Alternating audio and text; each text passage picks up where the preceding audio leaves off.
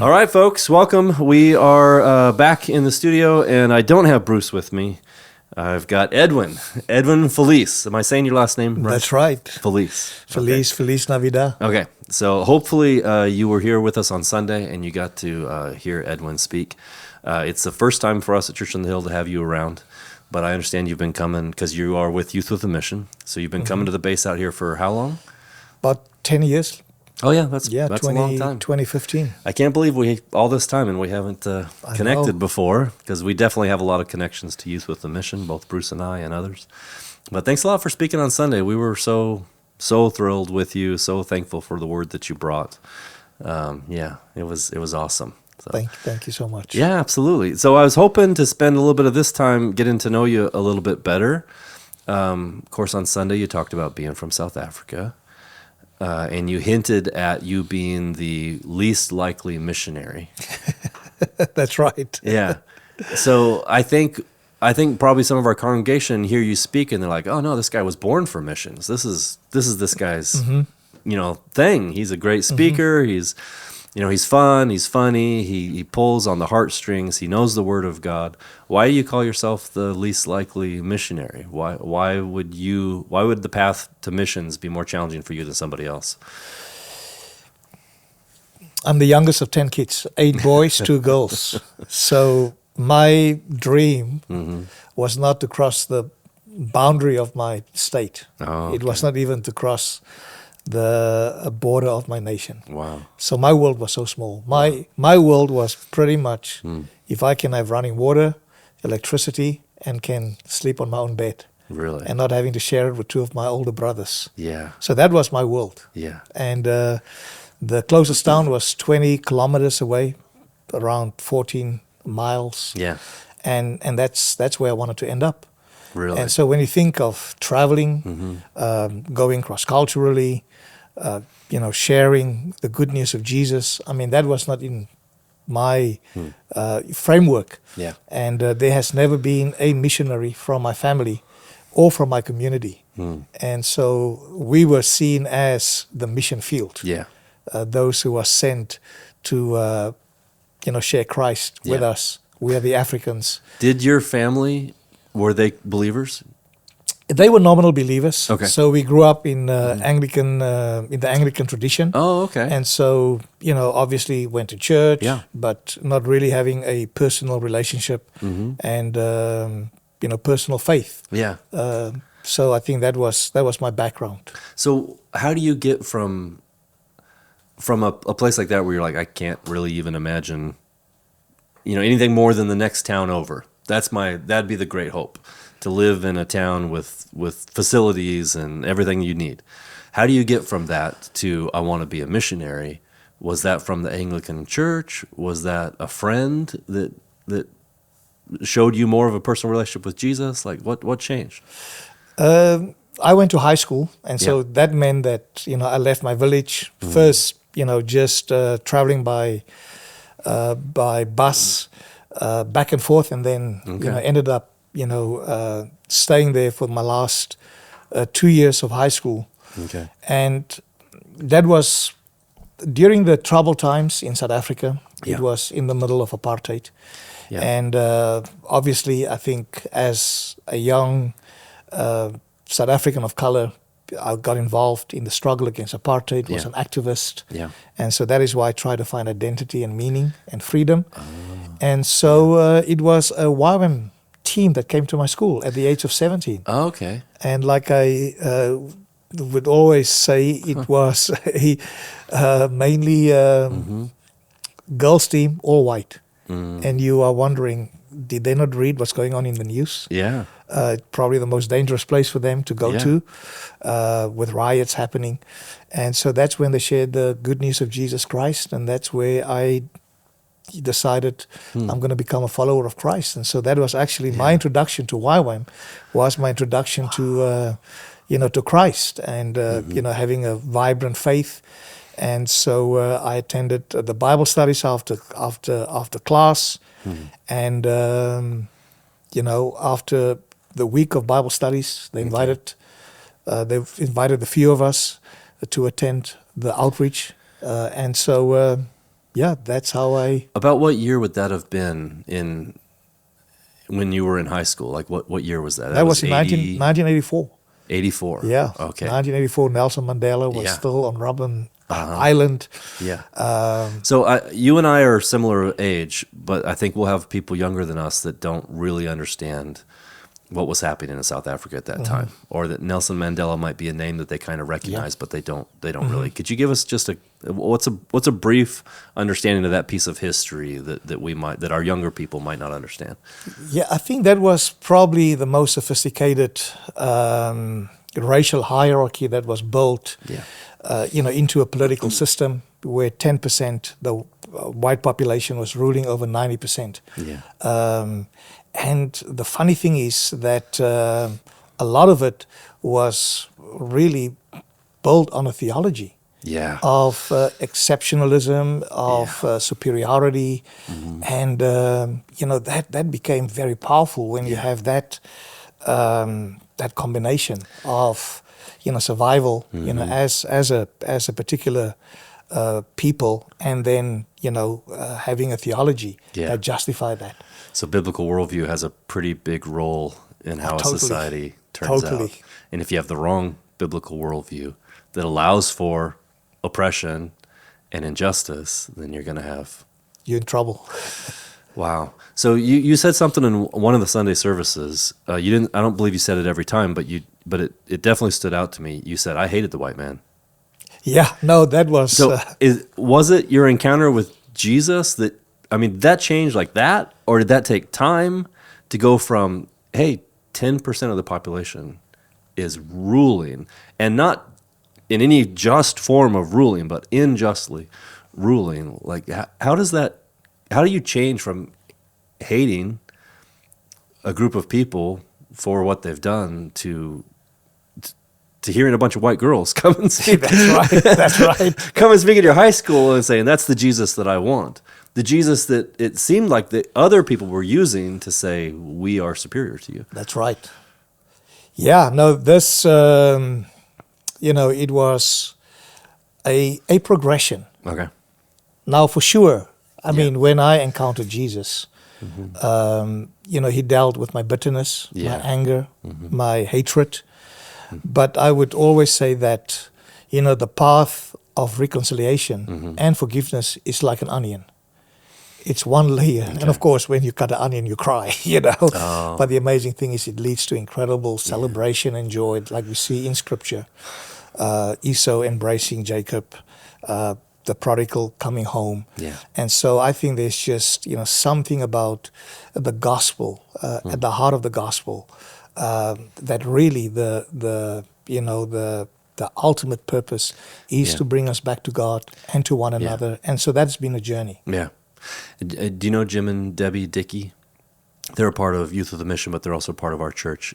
He teaches Father Heart of God and forgiveness and reconciliation, and they work a lot in Ukraine and other places. And he's going and speaking on this. Oh yeah, incredibly hard. I know about forgiveness to people like, well, my family died, or I'm in danger. My own life is in danger now. But without that, there's no solution to the world's problems outside of Jesus. There's no solution. We'll just continue to kill one another. Yeah. Oh, that's very interesting. I was actually invited to speak at the Eastern European WIBM conference in Belarus, and it was just when the first aggression started with Russia invading Ukraine, and our Eastern European director Sasha, he's from Ukraine, and he didn't want to come to the conference to face his Russian colleagues, and he made it, and here God was using my story. As a South African, they grew up under apartheid, and what I had to walk through, and we just had the most incredible reconciliation happening between, the Ukrainian YWAMers and the Russians, and then you just realize that the cross of Jesus is the source of all reconciliation. So, how do you? What kind of hurdles would someone who you use the word indigenous? And what kind of hurdles would an indigenous person face into stepping into the call of God to share the gospel in missions that maybe a Westerner might not understand? Or like, well, yeah, why can't everyone be a missionary? What are some hurdles that an indigenous person might face if Yeah. they feel a call in their life? Yeah, so of Or course, that you faced? yeah, so I mean, just my own personal journey is that even in South Africa, you've got obviously, with apartheid, the whites being the superior, and then, it goes down to, the brown, the Asians, and then to the black, tribal Africans. And then right at the bottom, you had the First Nations. So it's like that whole hierarchy, and you find that, Yeah. obviously, all over the world. Yeah. And I didn't realize that I actually was indigenous, but I rejected that Oh, really? because I've been taught so well that the wider or the lighter your skin color is, the more important and the more valuable you are. Yeah. And you didn't want to be at the bottom of the pile. And so it really took an encounter, several years into YWAM and into missions, having overcome the barrier of, being a person of color, Yeah. but then actually to be, First Nations indigenous to South Africa. I had to embrace that. And Yeah. that is a very interesting story. Yeah, yeah, I'm sure it is. So in all of that, so you're in high school when this first happens. You graduate high school, and then what do you do? Like, is it in high school that you have that conversation that you described on Sunday with your mother? That's saying right. So you're in high school and you're saying, "Hey, I think I'm supposed to be." I'm gonna be in YWAM. I was at the top Yeah. of the game in terms of sport, academics, Yeah, private, public scholarships. nice. So I was really, gonna live the family's dream. Yeah, And so for me to go home and to tell my mom, who's my hero, yeah, and to tell her that unfortunately I'm going to be living for God's dream and not the family dream. And obviously she was disappointed, but it took 5 years of just going back home. I knew this was not, yeah, it would not have been her, career choice for me as the youngest. And then I came back from South America, having served there, and I appeared on national television, shared my story, Oh. and we only had 2 TVs in the Yeah. village, and my mother heard about that. She didn't hear what I was saying, but I was on TV. yeah. And she became the proudest mother in the village and that's paraded me on my next visit to all the neighbors. Yeah. And so, at the end of her life, at the age of 86, a few weeks before she passed away, she told me that she dedicated me to Jesus Oh. as a youngest child, like a Samuel. Wow. And so, I mean, to hear these words, Yeah. after decades in missions, it Yeah. I just see the goodness of God. Yeah.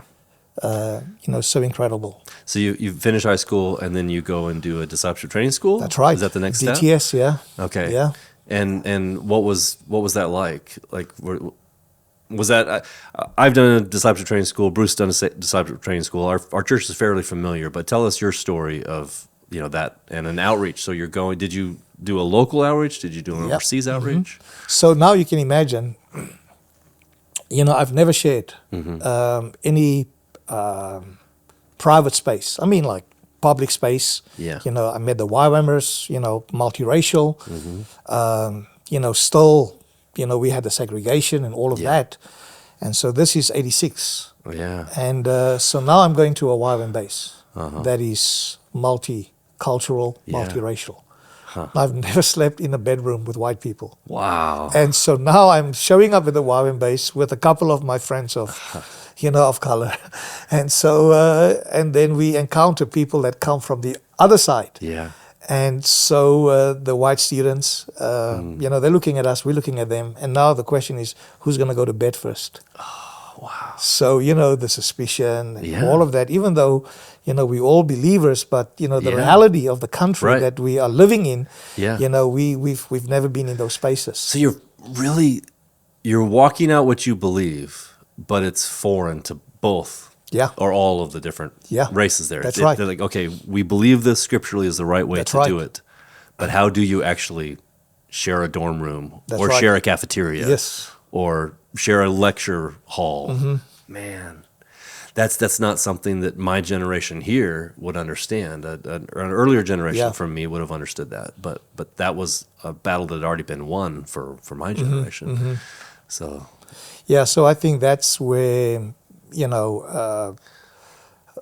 loving the other, loving the what is different, because we all deal with our own prejudices. Yeah. And I think it was that place of studying the scriptures, worshiping Jesus together, God softening our hearts, building relationship, and not just relationship, but really building friendship. And that's what I've told the young people during this week, that the paradigm in missions really is about unlikely friendship.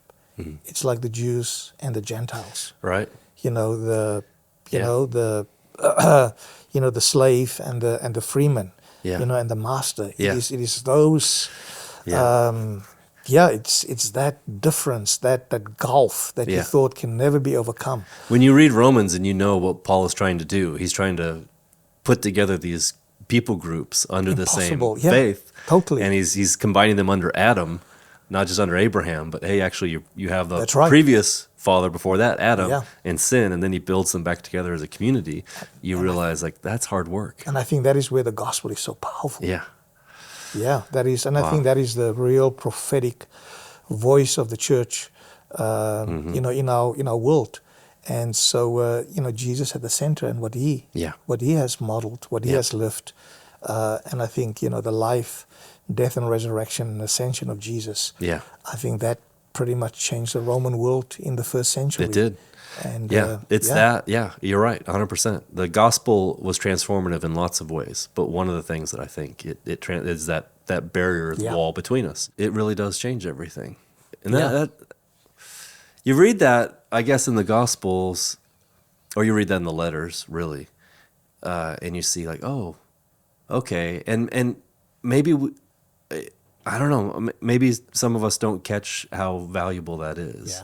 But when you look at the Middle East, this is the solution. What is the solution to Israel-Palestine? Jesus. Absolutely. I don't know another way for them to live together. Outside of Jesus. Totally. Or someone smart would have come up with that way by now. But there's no other way. They literally need Jesus. They need a transformation that only comes through rebirth. And then we're all sons and daughters of the same Father, and we're family. Exactly. Okay, so you now do some work with trying to speak to that place of the indigenous person who has a call on their life to share the gospel. Where does that come from? Was that an initiative that started with you in Youth of the Mission? Where did that idea come from, and how does it actually work? What do you do? Yeah, so I, of course, in my journey, I had to not only find my voice, but I had to reclaim. Right. It's something that you had to discover, but also you had to embrace it. Yeah. And so obviously I find myself as I grow up in YWAM and having more influence and responsibility, that I find myself as a minority in a lot of settings. I would be the youngest in leadership settings. I would also be the only African. I would sometimes be the only brown brother, like the islanders would say, from Hawaii. And so I just realized that, God has really given me a unique story, but also it's not just for me. And it was during that time in the year 2000 that the ministry of Nations to Nations was birthed within Youth of the Mission. And I shared that with our founders, Lauren and Nadine Cunningham, and I said, this is really what is on my heart. How do we empower these voices? Because I think, that, the gospel will be even so much more complete. It is the unity within the diversity that I believe that, it becomes so attractive. It does. That this gospel is not just monocultural. And so they blessed me and released me. And that's when I started to really have these conferences and meetings, not so much around, what is different, but what is our shared humanity, but also what is the gifts and the treasures that God has put within different peoples. So it really became celebratory instead of like, navel gazing and saying, oh, this one offended me, and I have to go back to the pain and the and I think that totally changed the conversation. And actually we saw the most incredible reconciliation happen, that we look at each other through different eyes. That's so amazing. Like the like say the unity and diversity together, and when you worship cross-culturally, you realize like, oh, God put something special in these guys that they have that's unique, and it's like it adds a whole other instrument to the orchestra. Totally. It's like, oh, I've never heard that instrument before. That's a wonderful metaphor. That's amazing. Yeah. But the same thing I see happen in the work of mission. Like there's just okay. Let's profile here for a second. Let's stereotype. Yeah, totally. There's in a good way. There's just something about the determination of a Chinese believer to share the gospel and a perseverance. It's there, like, oh, that is both earned because of what you've gone through, but also it's just something that God has put inside of you. Yeah. There's an intellectualism in the Indian brother who's just, man, you're so smart in a way I've never thought about before. You're getting to a place I've never been to. And there's just something about that, I think, in every tribe. Totally. We all have this unique mix. Yeah. And I think, man, what a beautiful thing if all of those were together at the same task. That is Revelation chapter 7, verse 9. Yeah. That's what John saw. That's his picture of heaven, a great multitude that no one could count, from every nation, tribe, and people and language. And I think sometimes we think that, we're just going to be all... we're all going to look the same. Right. We're all going to be speaking the same language. We can't wait, that we don't have the complexity of, different languages, different cultures. But actually that is, what history is moving towards. Yeah. And I think when we can discover, I think what you refer to is, what are the redemptive gifts of God within every nation? Yeah. As Ecclesiastes say it says that he has put eternity in the hearts. Yeah. So there's something there that maybe is hidden. But I think, like I would say, during our conferences of nations to nations, these celebrations, where I would say it takes the nations to release the nations. Yeah. I think you're not going to discover your uniqueness, when you're just with your own. Yeah. But I think suddenly when you're with others who are different from you, you just realize, maybe I thought I never had culture, or I never had gifts. And suddenly that becomes so much more prominent. And I think that is the blessing, of this, coming together, from different nations. And that's how God has led us with nations to nations. Yeah. Okay, so do you have any stories? Any tell me some good stories of this kind of what we're describing, that a person who's maybe it's the first time anyone from their people group has stepped into that role and it's been a victory. You got any stories like that? Yeah, so we've right now, even if we looked at this vision that God has given Lauren Cunningham, of waves breaking over the continents and those waves turning into young people from everywhere to everywhere.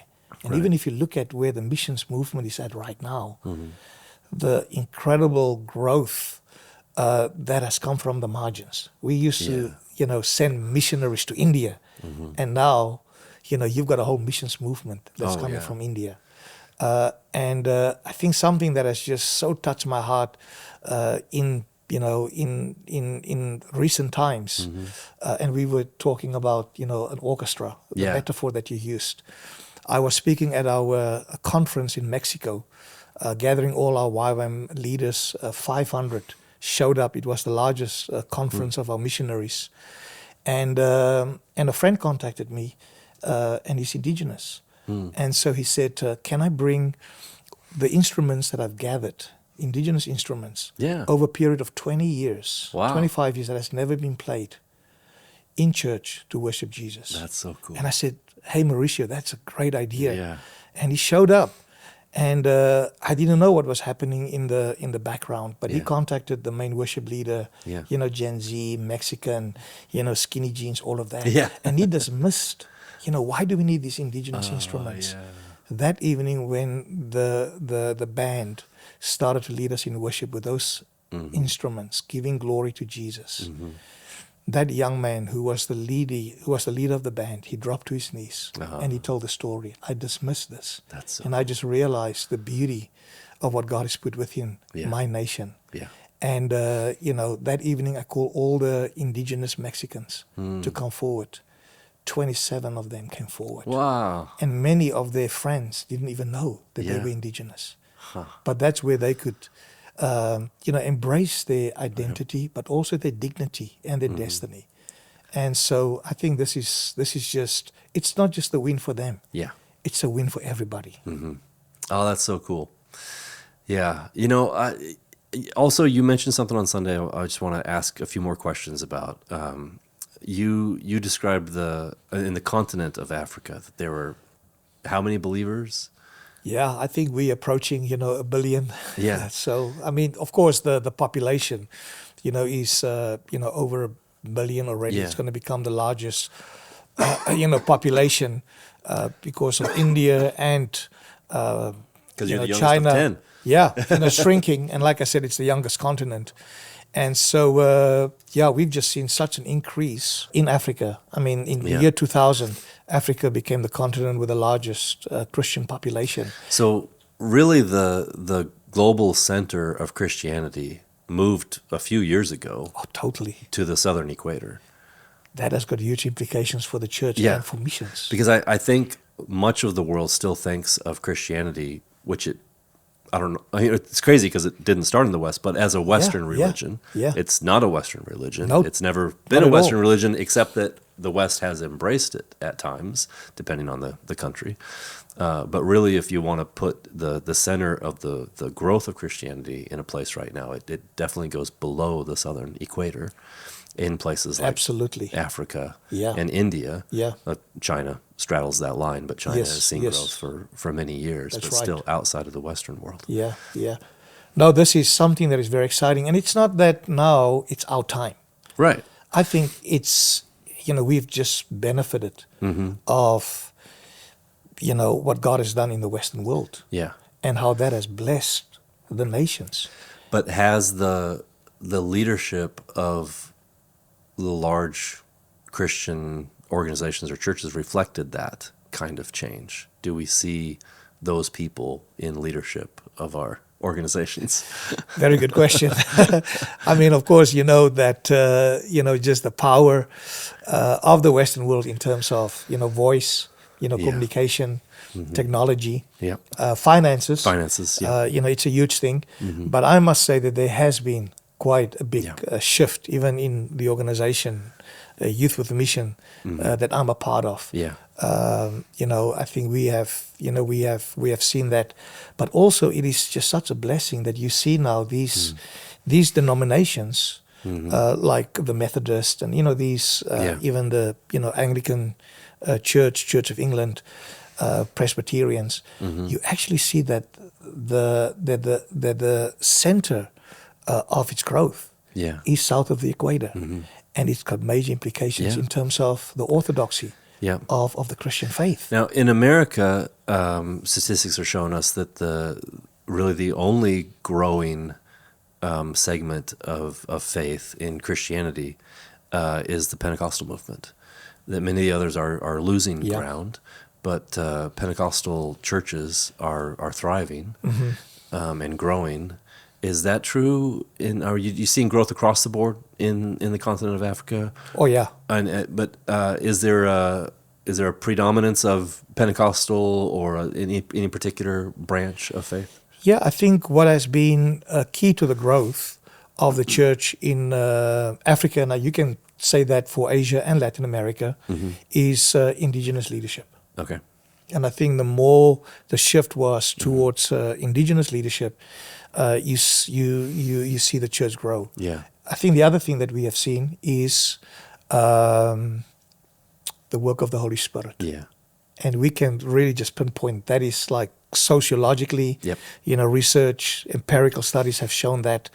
And it's not just within Pentecostalism, it's also within the charismatic movement that has swept through these denominations. Yeah. So when you go to, for instance, a Methodist or a Presbyterian or even an Anglican church in Africa, you would have, the drums, you would have the dancing, you would have just the vibrancy, obviously, of the African culture, but also something the you work might of the Holy not Spirit. find in a Methodist church in the Totally, U.S. Yeah. totally, or back in England, where Good it for started. them for embracing the the culture. But no, that's you awesome. can see the the growth that has been that has been catalyzed by Pentecostalism. So let's get back personal for just a minute, and then we'll get ready to close here in a second. But you met your wife along the way somewhere, and then you had children of your own. So did you meet your wife within Youth with a Mission? Is she South African like you? What is someone? How did that story? Just tell us that story. How'd that happen? Yeah, no, I met my wife in Nairobi, Kenya. So it was an international leadership training school for African leaders, and I was on staff. And of course, you had the Francophone and the Anglophone African leaders. Okay. And so she came as the interpreter. She's from Switzerland. Oh, okay. Born in New York, but of Swiss parents. Huh. Growing up in the French-speaking part of Switzerland. And so she was the French interpreter. Okay. And I was on staff of the school. And that's where we met. And we fell in love. And I had to tell my family I've got a white girlfriend. And, knowing the history of South Africa. And we got engaged. And I took her to South Africa. And the whole family gathered. And guess who's coming for dinner? Guess who's coming for dinner? And she learned, my native language, my mother tongue, and she's very gifted in languages. Wow! And so by the time she got there, she could communicate with the family. That's and amazing. Then, of course, she really is gifted. Oh yeah, she speaks 6 languages. Wow. Yeah. I'm sorry, I'm only speaking 3, so I have to apologize. But just a beautiful story of us getting married in Switzerland. Okay. And where were your kids born? My oldest son was born in Switzerland, Ruben. Okay. And actually 7 of my family, came to my wedding, and my mother. Really? Who was widowed when I was 11, and her mother was widowed when she was 11. Both their names are Mary. And my mom came to our wedding, and she and my mother-in-law became best friends. That's awesome. And so my oldest son, Ruben, was born in Switzerland, and then the 3 other kids were born in South Africa. That's awesome. And my daughter living in Geneva, my son in California, and then the 2 at home. So we all over the world. There's 2 at home. There's two out. You're a mixed race couple living in South Africa. Is that normal now? Do people like, oh yeah, of course. Some people marry across race, or is there still pressure on that? Yeah, we were actually, our first visit to South Africa was in, was in '94. Okay. And that was the dawn of our democracy. It was so interesting. I think I was watching the sunset, walking up the hill, and I had a white man driving past us, and he stopped and reversed, rolled down his window, and he said, I expected, really, he was going to say something derogatory or anything like that. I'm nervous about what he's going to say. I'm nervous what he's going to say. And he just said, this is the most beautiful picture. And so, I think for us, we had, some glares, but I can say that I think it was almost like the grace of the Lord, protecting us, surrounding us. That's awesome. And we just had so many positive experiences. That's good. And we've passed that on to our children. Yeah, that's awesome. Well, praise God. Edwin, I'm so thankful you came and spoke at our church. I'm so thankful to make this connection with you. I hope we can keep a relationship going. Sure. And when you come back to Salem, come visit us again. And, Thank you so much, Jason. Yeah, we've benefited greatly from having you in the pulpit, and we'd love to continue to keep that benefit. Maybe we can be mutually beneficial to the kingdom of God. Totally. That's the hope. My Yeah. goal is always, okay, how do we unite the body of Christ to disciple the nations? Because it's going to Amen. take unity. Amen. We're not Totally. going to disciple the nations without unity. Yeah, yeah. And No, we so have to take across denominations, That's right. across continents, across cultures, Yeah. we've got to be united to disciple the nations. So Yeah, glad to absolutely. have you doing Well, thank this you with so us. much. Yeah.